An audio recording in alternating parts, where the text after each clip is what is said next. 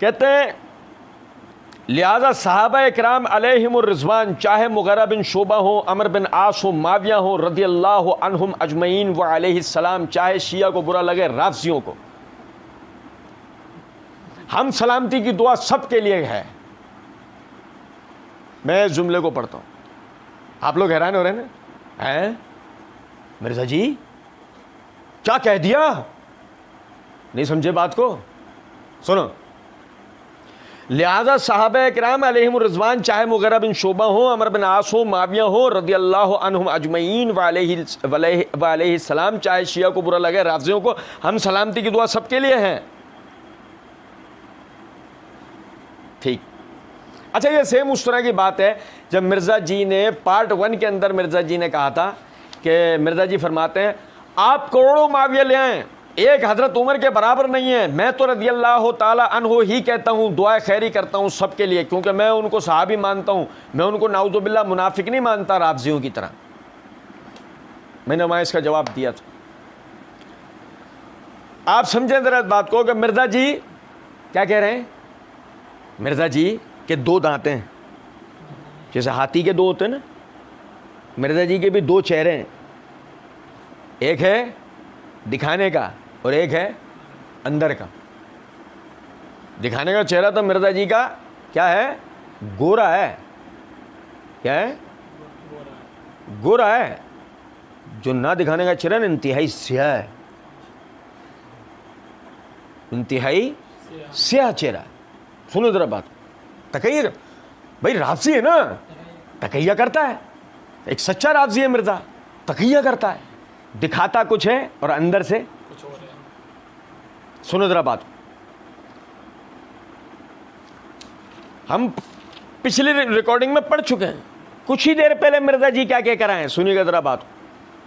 او ابن عباس وہ یعنی کہ آج کے دن باہر نکلے، لوگ تلبیہ نہیں پڑھ رہے تھے، مرزا جی نے لوگوں سے پوچھا، انہوں نے کہا معاویہ کے ڈر سے نہیں پڑھتے۔ مرزا جی نے کہا، مرزا جی ابن عباس رضی اللہ عنہ کی طرف منسوب کرتے ہیں جملہ، معاویہ کی ناک خاک آلود ہو، اور پھر سنن کبریٰ بہقی سے پڑھ کے بتاتے ہیں اللہ کی لعنت ہو ان پر، نعوذ باللہ من ذالک۔ پوچھے کوئی آدمی جس کی ناک خاک آلود ہو رہی ہے، جس پر اللہ کے لعنت کرنے جیسے الفاظ نعوذ باللہ کہے جا رہے ہیں بقول تمہارے، تمہیں چین نہیں آیا تھا؟ میں بتا چکا ہوں یہ ضعیف روایت ہے، میں توجہ دلا چکا ہوں، لیکن میں صرف ایک نقطے کی طرف توجہ دلاؤں، ذرا سمجھے گا بات کو۔ ہم تو کیسے چوچو بنے، کوئی بھی ہو، معاویہ ہو، کوئی بھی ہو، ٹھیک ہے نا، اب ہم تو سلامتی کی دعا ہماری سب کے لیے۔ تو پیچھے ان کو لعنت کر کے آیا ہے اور آگے تو یہاں پر لوگوں کو بے وقوف بنا رہا ہے کہ ہماری سلامتی کی دعا سب کے لیے ہے۔ اندازہ کریں کیسا یہ دوغلا آدمی ہے، کیسا اس کے چہرے اپنے بدلتا ہے، کیا گرگٹ کی طرح رنگ بدلتا ہے۔ سمجھے ذرا، کہتے ہیں ظاہر ہم قبر پہ جائیں گے، ان صحابہ کی قبروں پہ تو السلام علیکم کہیں گے، نماز میں بھی کہتے ہیں۔ کہ قبر پہ آ کے السلام علیکم کیوں کہے گا بھائی تو؟ اور سب سے بڑی بات آپ سمجھیں ذرا اس بات، جو چور کا حال وہ میرا، دلوں کا پھیرنے والا اللہ ہے، لیکن جو اب تک کا مرزا کا ہمیں تجربہ ہوا ہے، اب تک کا جو تجربہ ہوا ہے، یقین کریں، وہ کہا جاتا ہے نا، ایک مثال دی جاتی ہے، کشمیر کی آزادی تک ادھار بند ہے، کشمیر تو انشاءاللہ آزاد ہوگا، بہت جلد ہوگا انشاءاللہ، ہم نہیں ہماری نسلیں دیکھیں گے، لیکن انشاءاللہ کشمیر آزاد ہوگا۔ یہ تو مثال غلط کہ کشمیر کی آزادی تک ادھار بند، لیکن میں آپ کو ایک مثال بتاتا ہوں آج۔ کسی صحابی کی قبر پہ مرزا چلا جائے اس دن تک ادھار بند ہے۔ کسی صحابی کی قبر پہ آصف بھائی مرزا چلا جائے اس دن تک ادھار بند ہے۔ یہ ہے مثال۔ ہم قبر پہ جائیں گے، ان صحابہ کی قبروں پہ تو السلام علیکم کہیں گے، تو پہلے قبر تک تو پہنچ جا چوچو، تو پہلے اس غار سے تو باہر آ جس میں پڑا ہے، تو قبر تک جائے گا، اور سنیں اس پہ آ کے السلام علیکم کہیں گے۔ کیوں کہے گا بھائی السلام علیکم؟ اللہ کے رسول صلی اللہ علیہ وسلم سے کسی قبر پہ جا کر سلام کرنا ثابت ہے؟ سنو ذرا بات کو، سوائے اس کے کہ جب تمہارا گزر قبرستان پر سے ہو تو السلام علیکم یا اہل القبور، السلام علیکم یا اہل دیار المؤمنین پڑھنے کا، یہ پڑھے گا نا، السلام علیکم کیوں کہے گا؟ بات آ رہی ہے سمجھ میں؟ نہیں بہرحال. اچھا جی، تو یہ سب کے سب جو ہیں لوگ، ان لوگوں سے روایتیں احادیث میں لی جائیں گی، کسی سے جھوٹ ثابت نہیں ہے، اور ان صحابہ سے کوئی ایسی حدیثیں نہیں جو باقی صحابہ نے روایت نہ کی ہوں، کوئی تفرد نہیں ہے. آپ دیکھیں ذرا اندازہ کریں، سمجھے آپ اس وسوسے کو سمجھیں. مرزا جی کیا بتانا چاہ رہے ہیں؟ مرزا جی یہ بتانا چاہ رہے ہیں کہ صحابہ سے کوئی ایسی حدیثیں منقول نہیں جو مطلب کسی فرد واحد سے، عمرو بن عاص ہو، مغیرہ بن شعبہ ہو، معاویہ بن ابی سفیان ہو، بھئی یہ جتنے بھی حضرات ہیں جن پہ مرزا تنقید کر رہا، ابو بکر عمر عثمان ہو، جن پہ مرزا تنقید کر رہا. سنو ذرا بات، مرزا کہنا چاہ رہا ہے ان صحابہ میں کوئی ایسی حدیث نہیں جو باقی صحابہ نے روایت نہ کی ہو، کوئی تفرد نہیں ہے. یعنی کسی حدیث کو بیان کرنے میں صحابہ منفرد نہیں ہوتا ہے. بھائی اگر مثال ہے کسی سے تمہارا دل مطمئن نہیں ہو رہا، کسی اور سے لے لو روایت.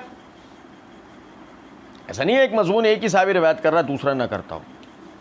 سنو ذرا بات، مرزا جی نے اپنی اسی ویڈیو میں ایک جگہ یہ بات کہی ہے کہ اس طریقے سے ابن مسعود کے بارے میں آتا ہے، وہ تشہد میں علی النبی پڑھتے تھے، السلام علیکہ ایھا النبی کو، لیکن امت نے انہیں اس کو امت نے نہیں اس کو ایکسیپٹ کیا.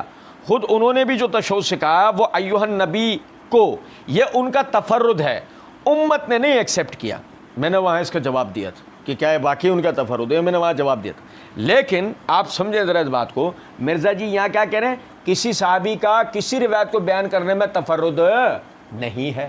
وہاں کہہ رہے ہیں کہ علی النبی پڑھنے میں ابن مسعود کا تفرد ہے. یہ ہے مرزا جی، کبھی کچھ کہتے ہیں اور کبھی کچھ. بہرحال کہتے ہیں باقی صحابہ اگر ان کی حدیثیں نہ بھی لی جاتی، باقی صحابہ سے حدیثیں نہ بھی لی جاتی، باقی صحابہ سے ہمیں وہ حدیثیں مل جاتی ہیں. یعنی کہ اگر بعض صحابہ سے وہ حدیثیں، جیسے مثال ہے کسی صحابی سے دل مطمئن نہیں ہے، جیسے آگے مرزا جی کہیں گے میں ایک رکعت وتر نہیں پڑھتا، جب سے مجھے پتہ لگا معاویہ پڑھتا تھا. ہم وہاں پڑھیں گے انشاءاللہ، ہم وہاں پڑھیں گے مرزا جی سے. ٹھیک ہے، سنو ذرا بات. کہتا ہے اگر ان کی حدیثیں نہ بھی لی جاتی، ٹھیک ہے، باقی صحابہ سے ہمیں وہ حدیثیں مل جاتی ہیں، باقی صحابہ سے وہ ہمیں حدیثیں تشہد کے علی النبی علی کسی اور صحابی سے نہیں ملی تھی کہ مرزا جی؟ کہتے ہیں روایت حدیث میں قابل قبول ہے، اس اعتبار سے ان پر کوئی جرح نہیں ہے، اس اعتبار سے ان پر کوئی جرح. باقی بڑے بڑے جرائم کیے انہوں نے، زنا تک کیے، پڑھا نا بھائی ہم نے. اچھا ایکسیپٹیبل ہوں گے. لو سند کی سند یہ ہے ایکسیپٹیبل ہوں گے. یہ سند کون دے رہا ہے؟ جہلمی رادھا.